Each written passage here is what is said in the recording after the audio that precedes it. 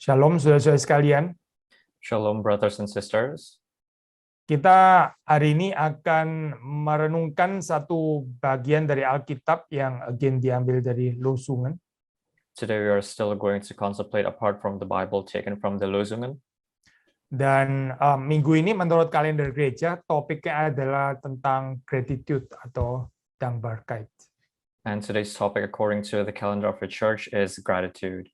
Kita akan membaca dari surat Tesalonika yang pertama, surat Paulus kepada jemaat di Tesalonika yang pertama.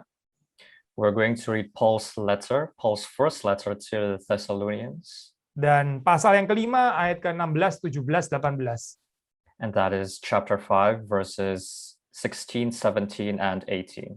Saya bacakan nanti, Saudara Ignats akan menerjemahkan. Bersukacitalah senantiasa, tetaplah berdoa, mengucap syukurlah dalam segala hal. Sebab itulah yang dikehendaki Allah di dalam Kristus Yesus bagi kamu. Rejoice always, pray without ceasing, give thanks in all circumstances, for this is the will of God in Christ Jesus for you. Mari kita masuk dalam doa. Let us pray. Tuhan berkatilah renungan pada hari ini. Father, bless our contemplation today, Sungguh-sungguh menguatkan, menyegarkan kami. that it may truly strengthen and refresh us, Membawa kami untuk semakin bisa menikmati persekutuan dengan Engkau. that it may bring us to enjoy fellowship with you even more. Dan berkati baik hamba-Mu yang menguraikan, berkati Saudara Ignats, Saudara Thomas yang menerjemahkan. Bless Reverend Billy and also the translators. Berkati setiap daripada kami yang mendengarkan bersama-sama. Bless each and every one of us who hears this. Di dalam nama Tuhan Yesus Kristus kami berdoa. In Jesus' name we pray. Amin. Amen. Saudara, ini adalah satu bagian yang sebetulnya kalau di dalam posisi surat atau epistle atau letter itu ya bagian yang terakhir-terakhir kadang-kadang dianggap seperti kayak sudah nggak terlalu penting gitu ya, seolah-olah. So this, usually in a structure of a letter, this is contained in the end, almost at the end, where it contains not very important parts. Ya, or at least seemingly not too important gitu ya. Ini apa? Biasanya yang dianggap important kan the corpus ya, body of the letter yang ada di tengah-tengah itu tentunya gitu. It is seemingly not important because usually the important part is in the corpus of the letter or in the body of the letter. Tapi bukan berarti final instructions ini ya, bukan merupakan bagian yang kita nggak bisa belajar apa-apa gitu. It doesn't mean that these final instructions is something that we cannot learn from. Ya, kita khususnya konsentrasi di 3 ayat ini saja. Mestinya kita bisa baca mulai dari ayat ke-12 ya, even sampai at the end. Tapi kita konsentrasi ke 3 ayat ini saja. We can start from verse 12 until the end, but we especially want to concentrate on these 3 verses. Saudara melihat di sini ya, ini ada, kita bisa mengatakan tentang marks ya, ini apa, tanda-tanda of true Christian gitu. Here we can see the marks of a true Christian. Yaitu 3 hal ini ya, adanya sukacita, lalu terus kemudian doa dan gratitude atau dankbarkeit ini. And these three elements: rejoicing, praying, and also gratitude. Dan ketiga hal ini saling berkaitan, kita nggak bisa memisahkan ya. Gitu. And these 3 things are connected with each other. We cannot separate them. Kita nggak bisa memiliki gratitude without joy, misalnya, dan without prayer, nggak mungkin itu. We cannot have gratitude without joy and prayer. It is impossible. Karena again ketiganya ini saling mengondisikan ya satu dengan yang lain. Because this conditions the other. Ya, dan saudara melihat semuanya ini tentu adalah pekerjaan Roh Kudus ya. Ini adalah karya Tuhan sendiri. And you see here, this is the work of the Holy Spirit. Apa sih artinya waktu dikatakan misalnya di sini ya, be joyful always ya, atau bersukacitalah senantiasa? Apa itu artinya? What does it mean when it says here that to rejoice always? Sudah, ini tentu bukan di dalam pengertian bahwa kita nggak boleh ada duka cita atau nggak boleh ada air mata sama sekali, which is unrealistic pasti gitu. It doesn't mean that we should not have any tears or any sorrow. That is very much unrealistic. Tetapi meskipun ini ya di dalam, let's say in the face of suffering, di hadapan, di tengah-tengah penderitaan gitu, tetap ada penghiburan yang dari Tuhan karena kita memiliki pengharapan yang ada di dalam Kristus. But even still, in this suffering, we still have comfort because we have hope to God.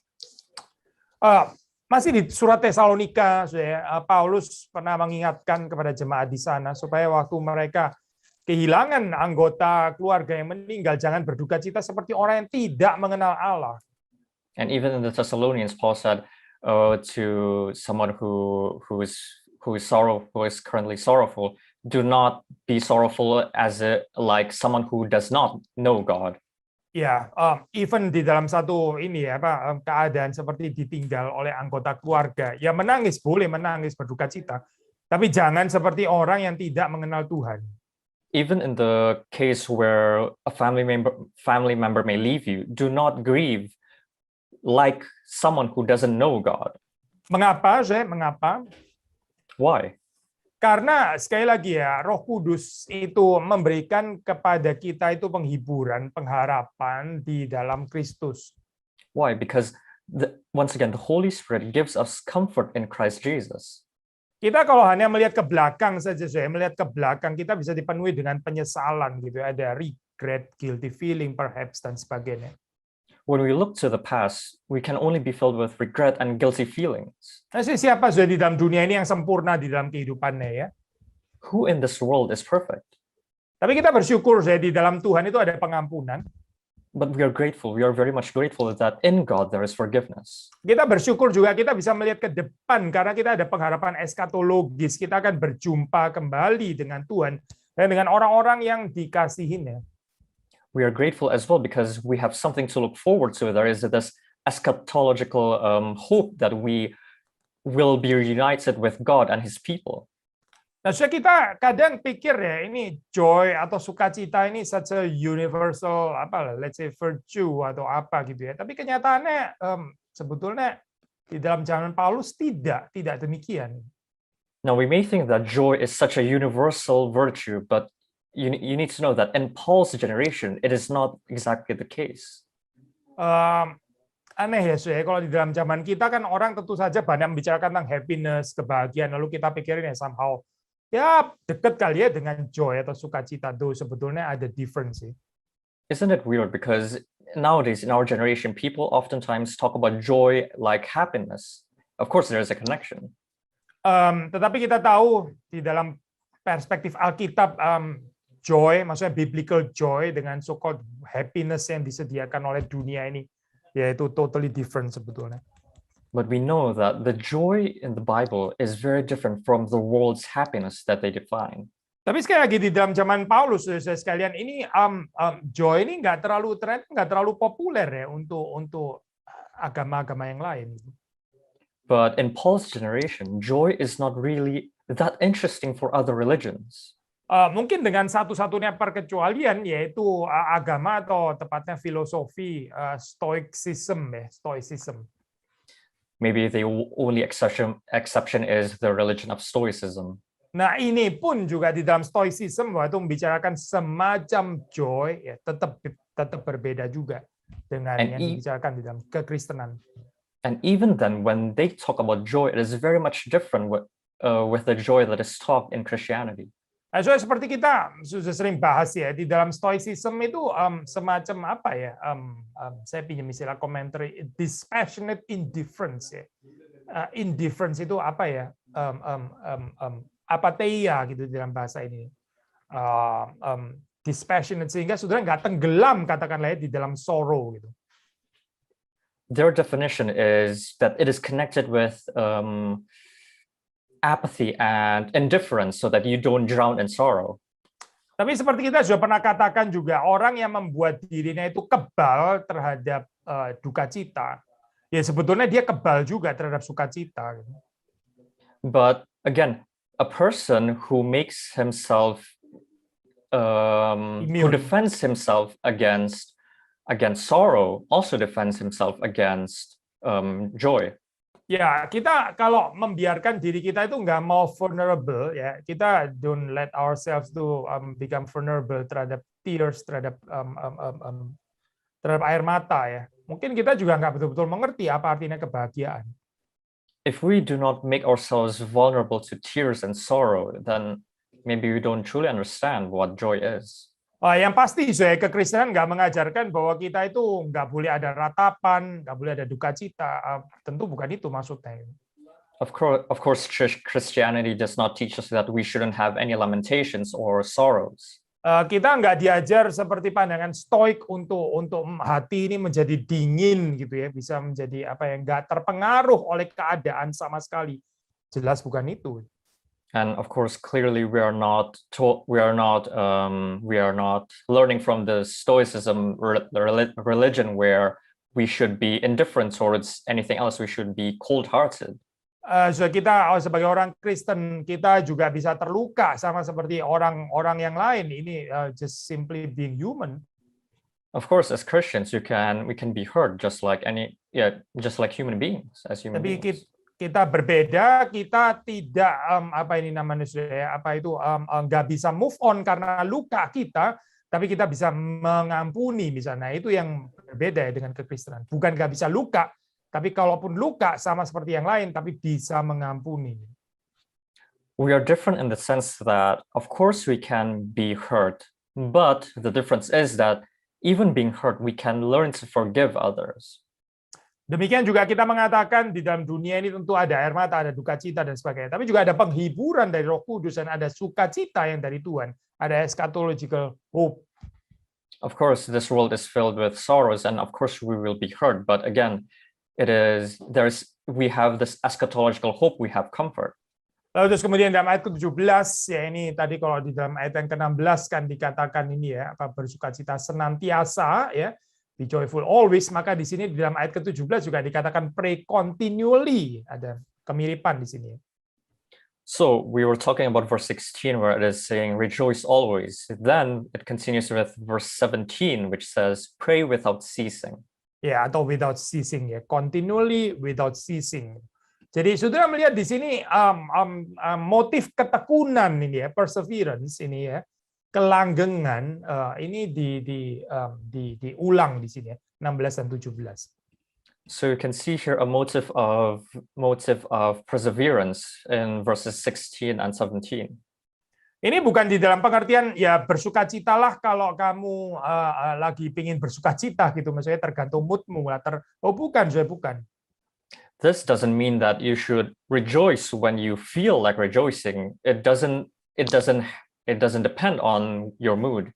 Tetapi di sini kan dikatakan bersukacitalah senantiasa kan ya.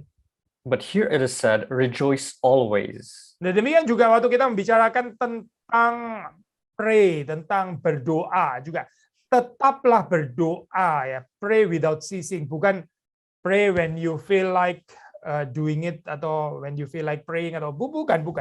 Ini pray without ceasing. The same can be said about verse 17. You pray without ceasing. You don't pray when you feel like it, but you continually pray. Justru kita tahu seringkali dalam kehidupan kita paling perlu berdoa justru waktu kita ini paling nggak feel like doing it kan sebetulnya gitu. And in our lives, the moment where we really need to pray the most is when we are not doing that. Ya, kalau kita nggak merasa bahwa kita itu lagi in the mood untuk praying gitu ya. If we don't feel like we are in the mood to pray. Saya tulisan orang-orang saleh seperti orang Puritan ada yang mengatakan misalnya pray until you pray, berdoalah sampai kamu sungguh-sungguh berdoa. And the Puritans even said to pray until you pray. Maksudnya apa itu kalimat? What does the sentence mean? Ya, waktu kita pertama kali berdoa, kita ada saat-saat di mana sebetulnya kita itu berat ya untuk berdoa gitu. Kita belum berdoa tapi tetap harus berdoa juga. It means that there are moments where we haven't prayed yet, but it feels as if it is heavy for us to pray. Tapi kita tetap harus berdoa di situ. But at that circumstance, we still need to pray. Ya, berdoa sampai kita betul-betul sungguh-sungguh bisa berdoa. So praying until we truly can pray. Jadi doa ini sekali lagi ya, bukan sesuatu yang tergantung dari mood kita sama seperti sukacita tadi ya. tapi sesuatu yang terus harus kita kerjakan dengan tekun. Once again, praying is not something that is based on our mood, just like rejoice, but it is something that we should do in perseverance. Maka saudara, waktu kita membaca meneruskan dengan ayat 18 juga again ada kemiripan ya, meskipun nggak pakai istilah yang sama di sini, tapi ada kemiripan. Because when we continue to verse 18, there are some similarities that is being used. Maksudnya tadi kita mengatakan pertama bersukacitalah senantiasa. So first of all, rejoice always. Lalu kemudian kedua dikatakan tetaplah berdoa. And next verse, pray without ceasing. Nah di sini saya juga sebetulnya comparably waktu dikatakan mengucap syukurlah, memang bukan pakai istilah senantiasa gitu ya. Memang bukan pakai istilah tetaplah mengucap syukur, tapi pakai istilah mengucap syukurlah dalam segala hal. And when we talk about verse 18 about gratitude, of course, it doesn't use always or without ceasing, but instead it uses something similar, give thanks in all circumstances. Ya, sebetulnya artinya again saya sangat mirip sebetulnya. Ini bukan give thanks in certain circumstance, tapi in all circumstances.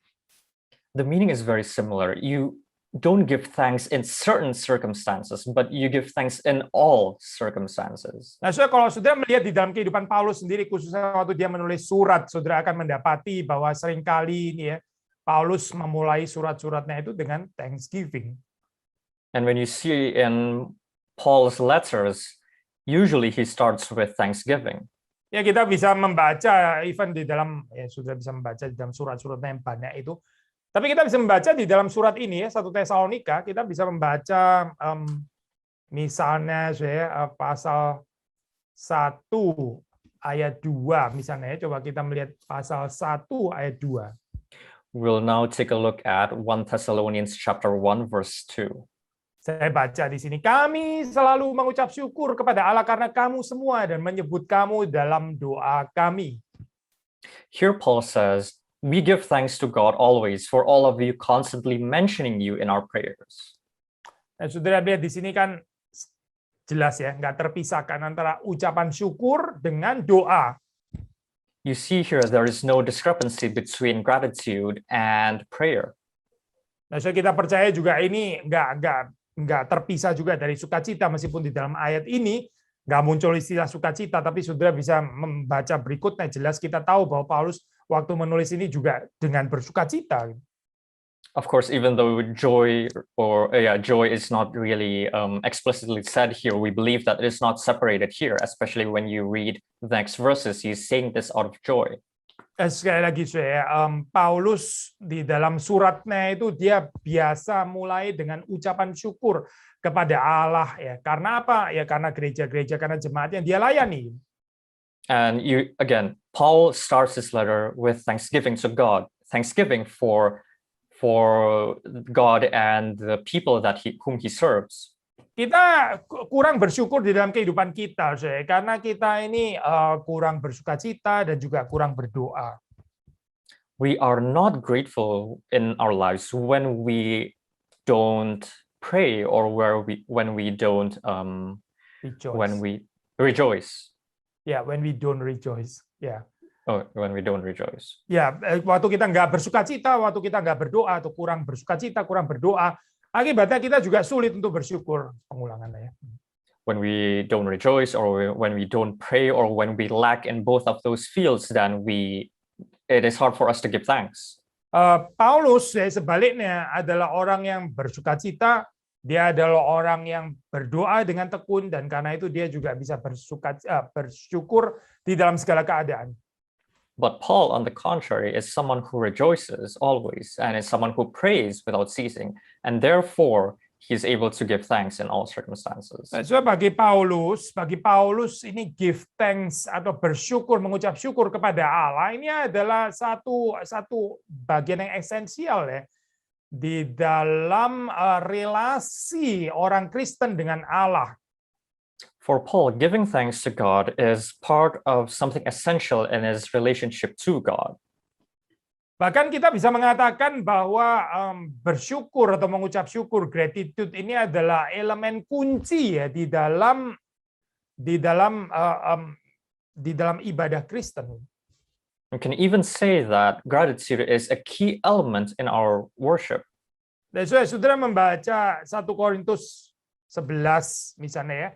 1 Korintus 11 ayat yang ke-24 ya, tulisan Paulus yang lain. Can you repeat again, Pak Billy? 1 Corinthians? 1 Corinthians 11 verse 24.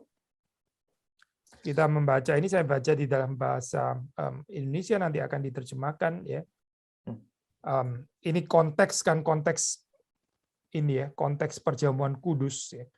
Dan sesudah itu ya Yesus mengucap syukur atasnya. Ia memecah-mecahkannya dan berkata, inilah tubuhku yang diserahkan bagi kamu. Perbuatlah ini menjadi peringatan akan aku. Now we'll read from 1 Corinthians chapter 11, and this is in the context of the Lord's Supper. Verse 24, and when he had given thanks, he broke it and said, this is my body, which is for you. Do this in remembrance of me. Saudara perhatikan di sini ya, ada kaitan tidak terpisahkan antara bersyukur dengan pengorbanan. You see here, there is no separation between gratitude and sacrifice.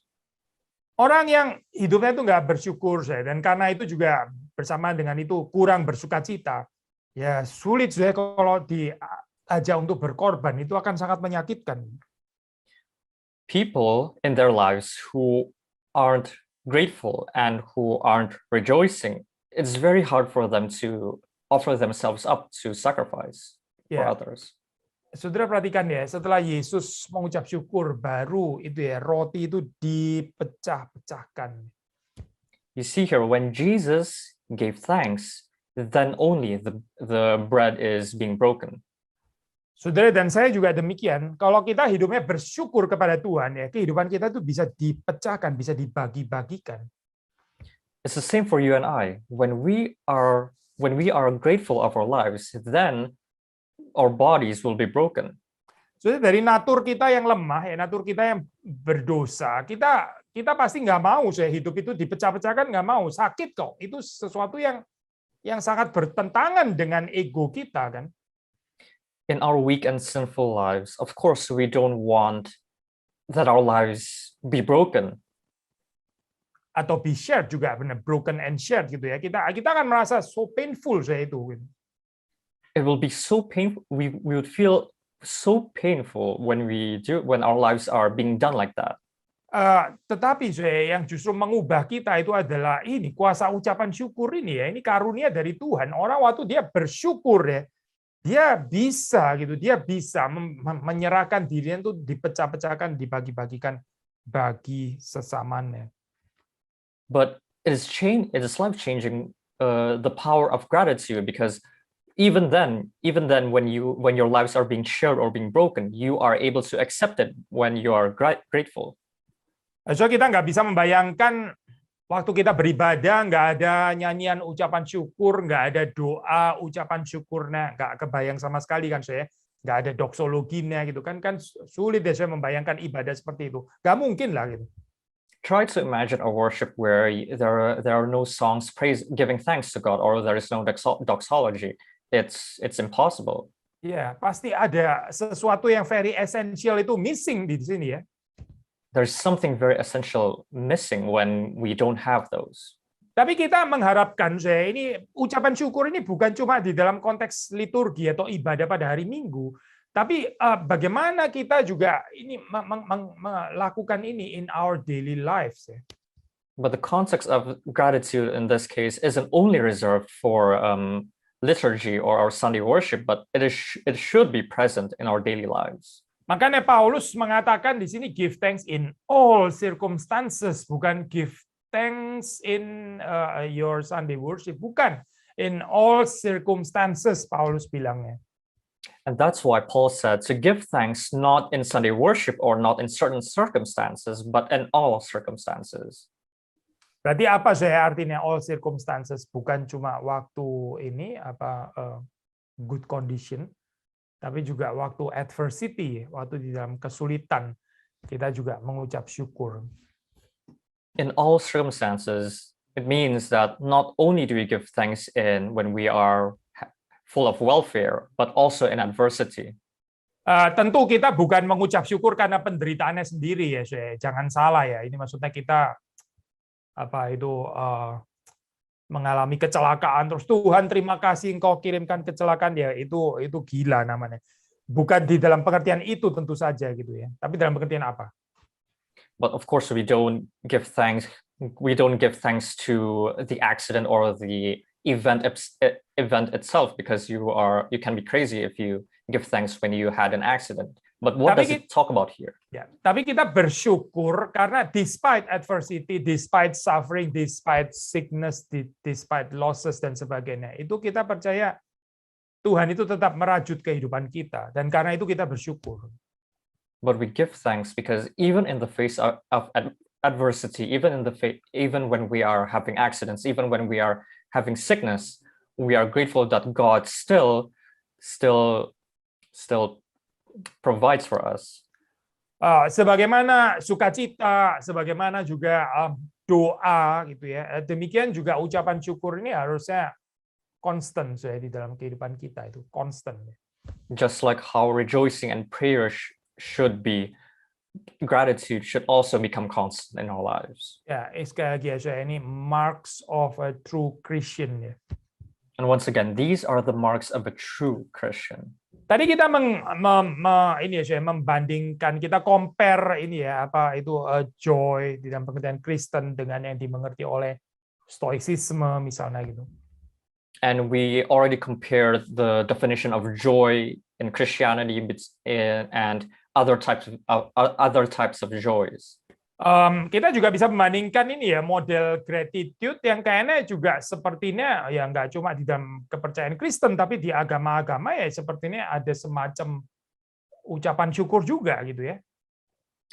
Now we are going to compare gratitude, because we know that gratitude isn't only present in Christianity, but it's also present in other religions, and yeah, we are now going to compare that.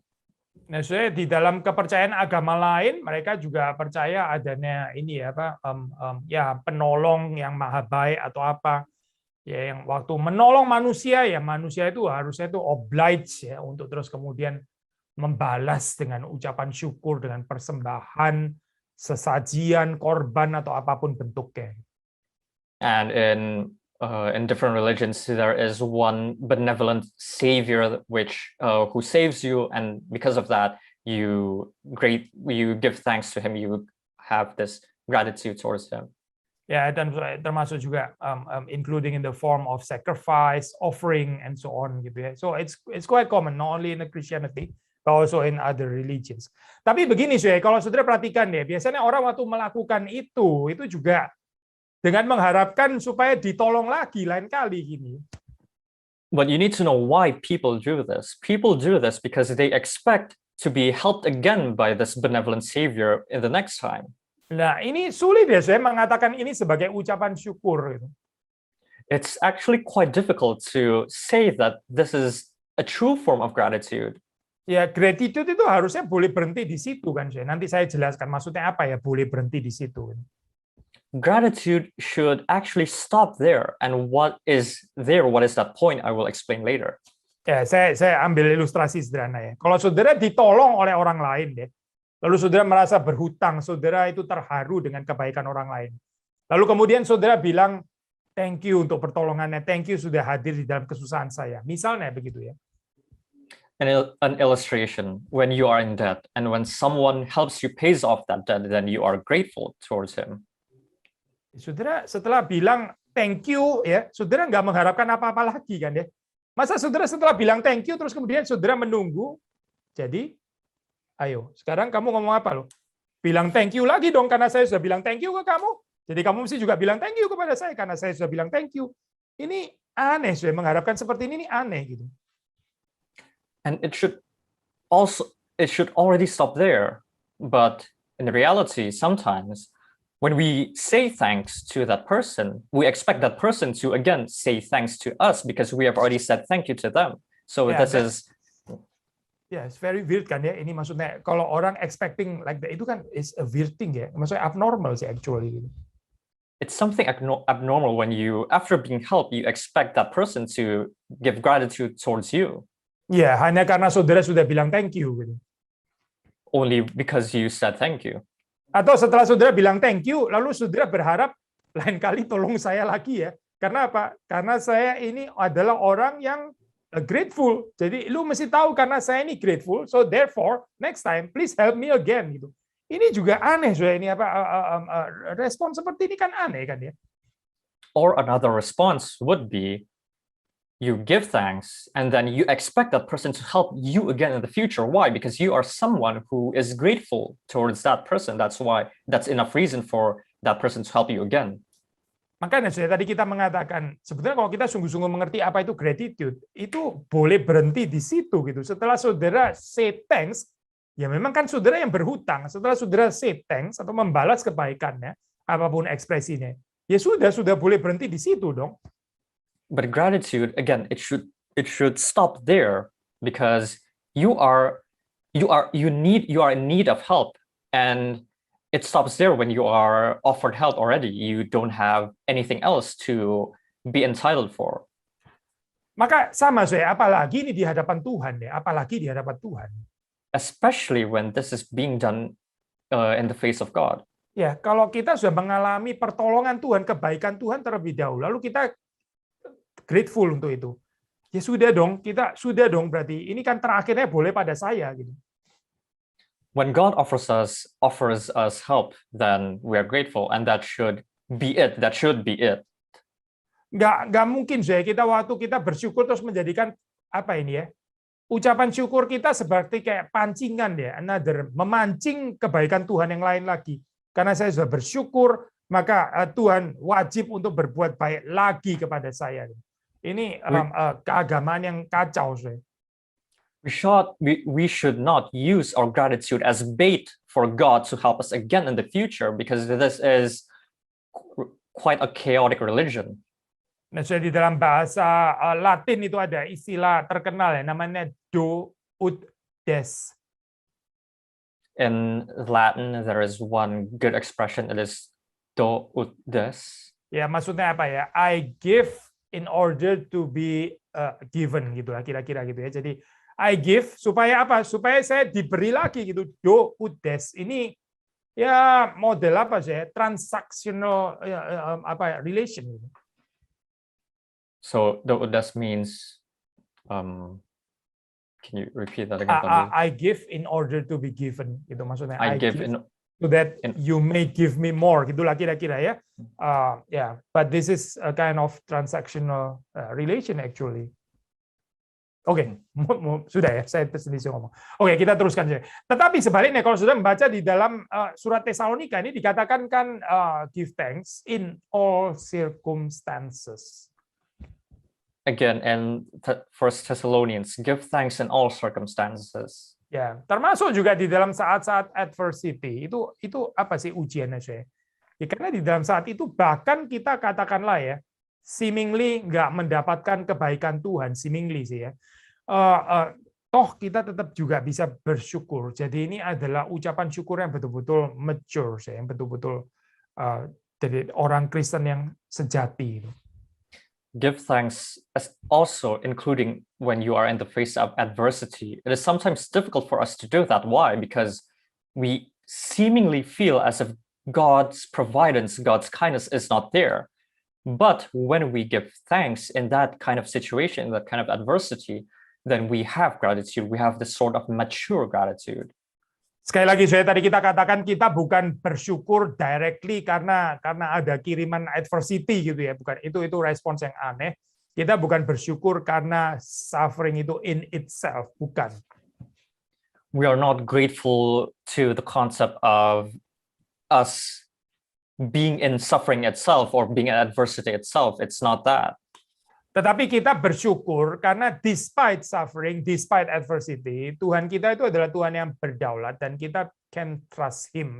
Kita bisa trust in Him. Kita bisa percaya kepada Tuhan itu yang bisa memakai situasi ini ya untuk kebaikan kita.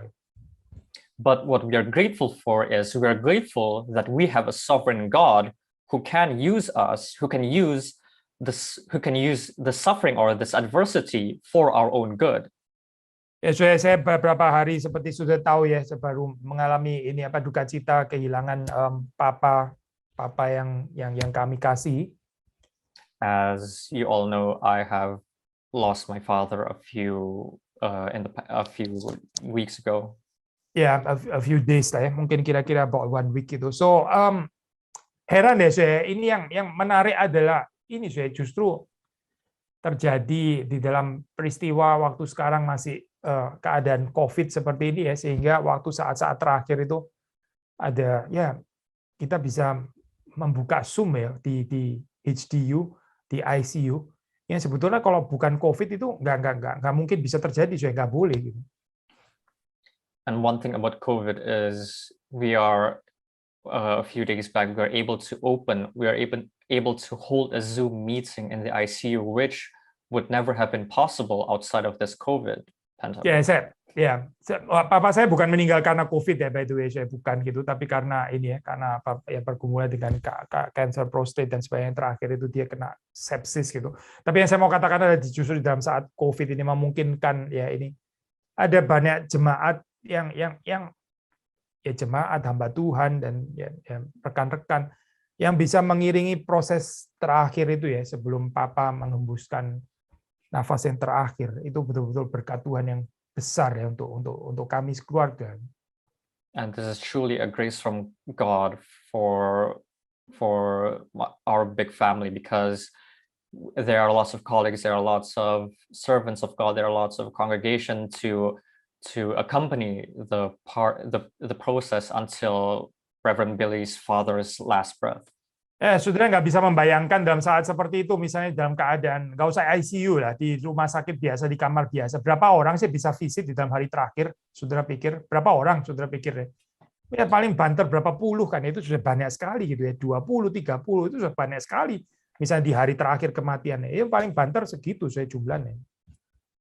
And when we even when we don't talk about ICUs, when you talk about normal hospital rooms, there are only a limited number of patients available to visit. Tapi kita bersyukur ada banyak orang yang bisa mendoakan ya, mendoakan Papa di dalam saat-saat terakhir itu justru made possible karena situasi seperti sekarang gitu. But again, we are grateful because even in this pandemic situation, there are lots of people who are praying for and who are able to pray together for Reverend Billy's father.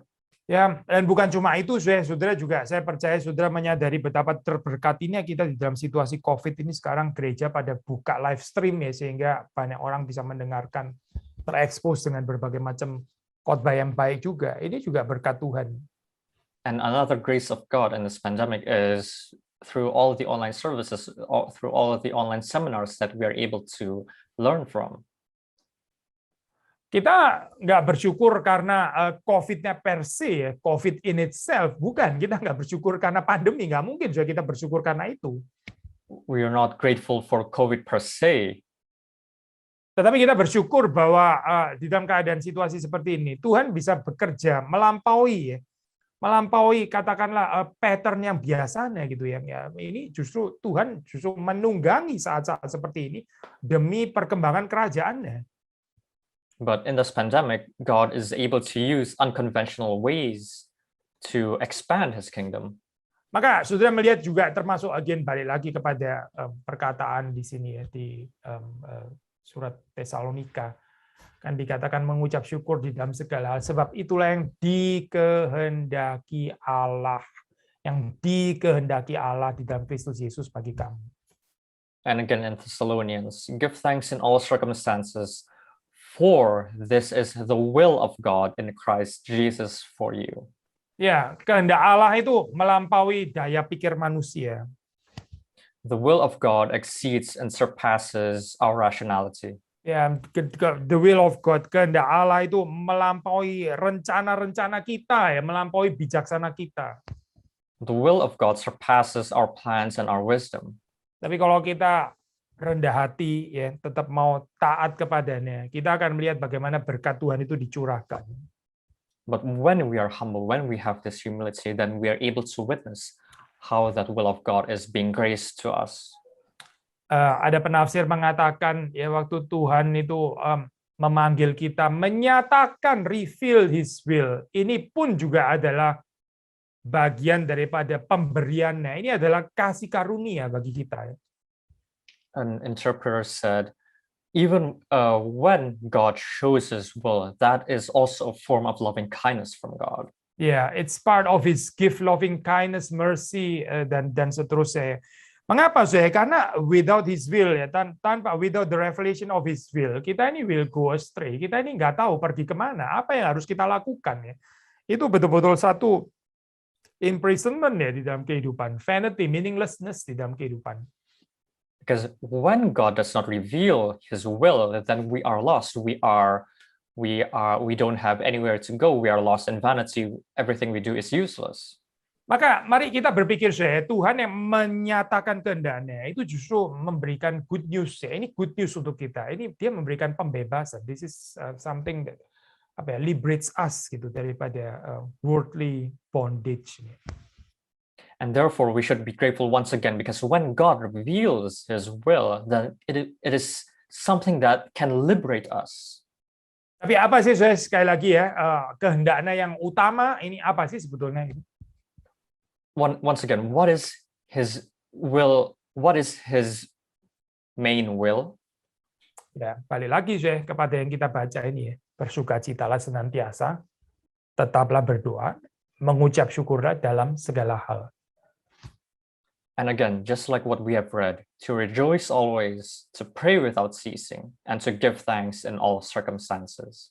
Saudara, kalau kita bisa menaati ini, kalau kita mengalami ini, kita adalah orang-orang yang melakukan kehendak Allah.